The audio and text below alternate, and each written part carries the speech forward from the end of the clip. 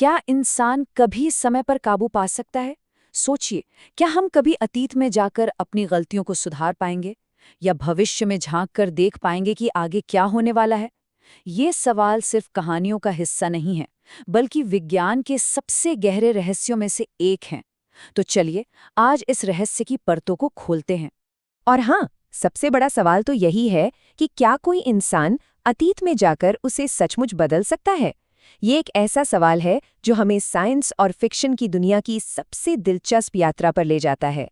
देखिए, सबसे पहले तो ये समझना जरूरी है कि समय में यात्रा करने की इच्छा कोई नई चीज नहीं है। ये कोई मॉडर्न सोच नहीं है, बल्कि सदियों से हमारी कहानियों और मिथकों का एक बहुत गहरा हिस्सा रही है। ये विचार कितना पुराना है, इसका अंदाजा इसी बात से लगा सकते हैं। हिंदू पौराणिक कथाओं में राजा रेवत ककुदमी की कहानी है, जो स्वर्ग जाकर जब लौटे तो धरती पर कई युग बीत चुके थे। इसी तरह जापान की कहानियों में एक मछुआरा सदियों बाद लौटता है। ये सब भविष्य में छलांग लगाने की बातें थीं। लेकिन फिर 1895 में एक बहुत बड़ा मोड़ आया।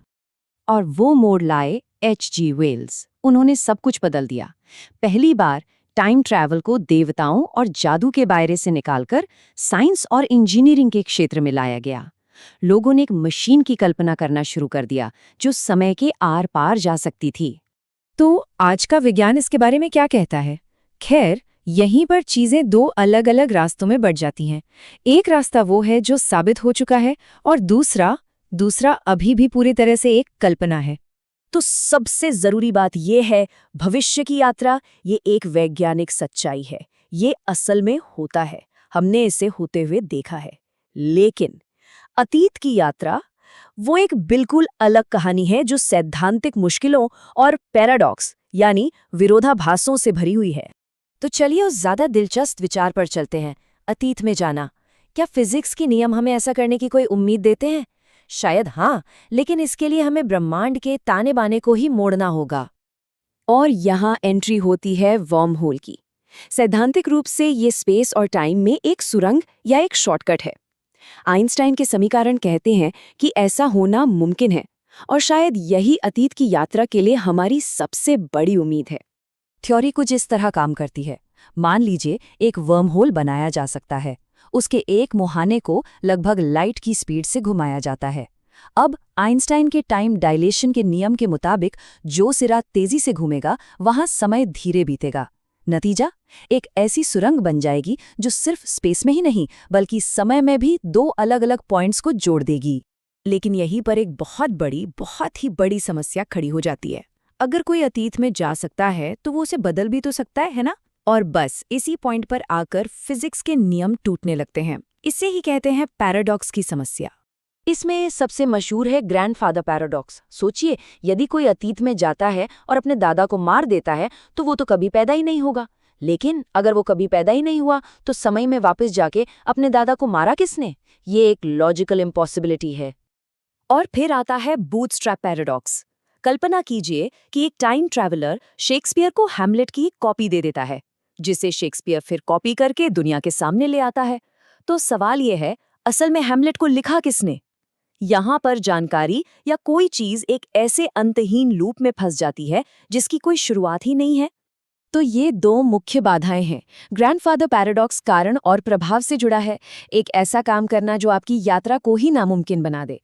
और बूटस्ट्रैप पैराडॉक्स शुरुआत से जुड़ा है, जहां जानकारी का कोई ओरिजिनल सोर्स ही नहीं मिलता। इन सभी सिद्धांतों से हटकर एक बहुत ही सीधा सादा असल दुनिया का तर्क है। अगर अतीत की यात्रा संभव है, तो भविष्य से आने वाले टूरिस्ट कहाँ हैं? महान भौतिक विज्ञानी स्टीफन हॉकिंग ने इसी सवाल पर बहुत सोचा था। उन्होंने एक थ्योरी दी जिसे क्रोनोलॉजी प्रोटेक्शन कंजेक्चर कहते हैं। आसान भाषा में इसका मतलब है कि ब्रह्मांड के नियम खुद ही ऐसे टाइम लूप्स बनने से रोकते हैं जो विरोधाभास पैदा करें। मतलब प्रकृति के पास इतिहास को बचाने का अपना एक तरीका है। लोगों ने इसे असल में टेस्ट करने की भी कोशिश की है। 1982 में टाइम ट्रैवलर्स के लिए एक पार्टी रखी गई और उसका इनविटेशन बाद में पब्लिश किया गया ताकि भविष्य से कोई आ सके। जाहिर है, पार्टी में कोई नहीं आया। तो यहाँ तक हमारा नतीजा ये है, ऐसा लगता है कि अतीत की यात्रा संभव नहीं है। फिजिक्स के नियम ही शायद इसे रोकने के लिए बने हैं।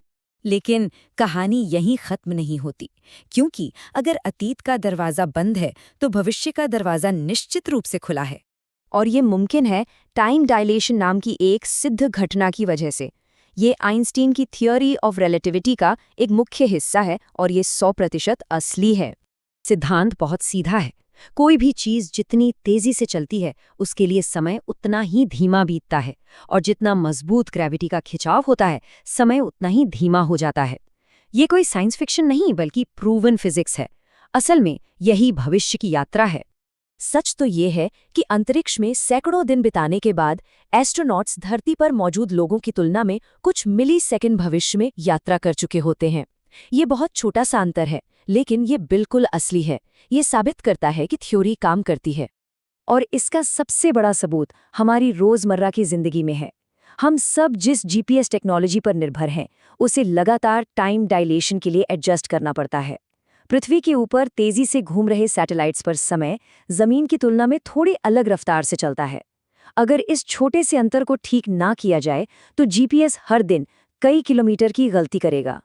तो आखिर में ये सब हमें एक बहुत ही दिलचस्प सवाल पर लाकर छोड़ देता है। अतीत बंद और सुरक्षित लगता है, लेकिन भविष्य एक ऐसा डेस्टिनेशन है जहां हम सभी पहले से ही जा रहे हैं, बस अलग-अलग स्पीड से। सवाल ये है कि हम उस यात्रा को कितना तेज करना चाहेंगे।